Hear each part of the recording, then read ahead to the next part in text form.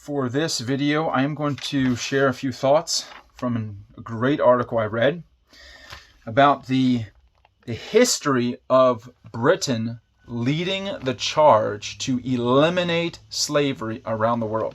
And it is a very detailed, it's a great article. It's from, you can go on thetrumpet.com and you can read this article. You can find this. It's called The Real Reason Our Statues Are Under Attack.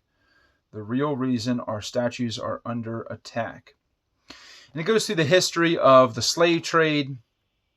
And then, based upon the efforts of a number of Christian believers in Britain, it goes through the timeline of Britain outlawing slavery and then taking a proactive stance to totally destroy the slave trade around the world.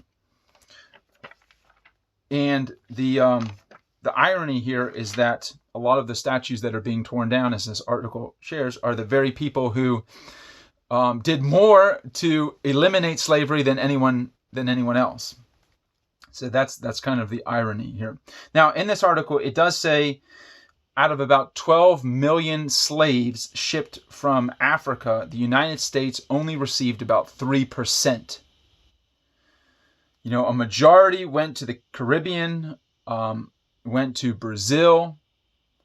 Only about 380,000 in total went to North America. Now, by 1860, there were about 4 million slaves in the United States, but many of them had been born to slaves that had been brought here. So there was only about 380,000 slaves that had been brought to America from Africa. And when compared with a number of other nations and countries, we're really low on the list.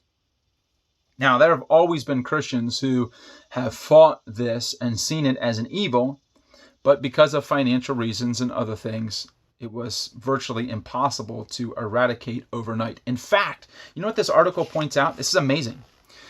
Britain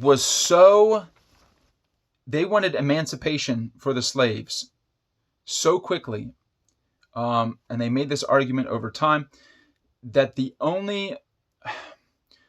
they weighed all of the different options as to how they could accomplish this. And they knew it would take a tremendous amount of time, very, very long time. The only way to do this in a pragmatic, quick fashion was to basically pay slave owners for their slaves, their property.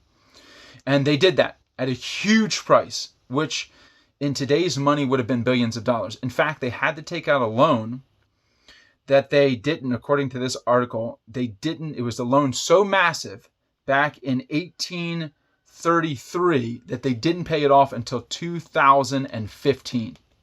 They didn't pay it off until 5 years ago.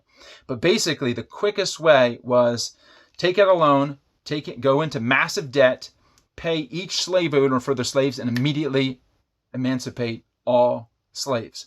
So, great article about Britain's efforts really leading the world to destroy the slave trade.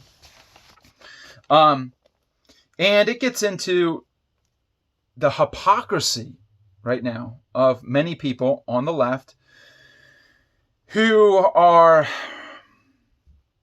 protesting, tearing down statues of individuals who were actually anti-slavery and did more to help eliminate slavery. And also the hypocrisy of the fact that there are about 45 million slaves today. So if the individuals who are rioting and protesting and utilizing all of this energy for destructive purposes really cared about slaves, they would pursue efforts to eradicate the slave trade now in contemporary society. There's more slaves, way more slaves today than there was back in the 1800s. And as I said, there's about 45 million slaves today. Just in the sex trade alone, there are millions of young girls. I was just reading this article too. There's about 150 million children between 5 and 17 who are part of forced labor. So that's a step down from pure slavery, but it's still significant. So here, I just want to share this point. I'm not. If we really cared about lives, we've got more slaves today in the world than ever before, 45 million, and yet there's not a significant interest in freeing these slaves or doing anything about it. We've got 150 million children who are in forced labor. Again, not a significant desire to do much about it.